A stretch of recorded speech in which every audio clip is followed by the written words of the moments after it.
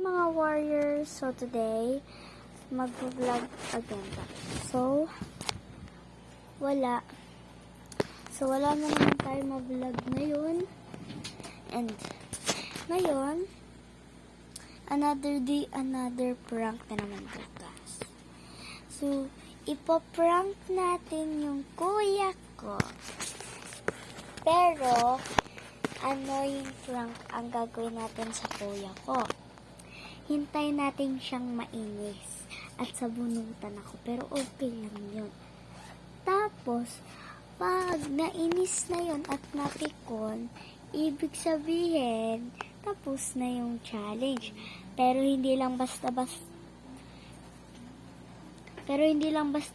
tapos lang yun, is meron pang idadagdag doon.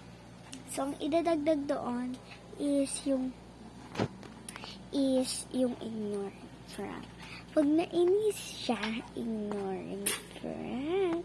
Pero kasi pag ignoring prank ko yan, ignoring prank rin siya sa akin. So guys, time check. Anong oras na?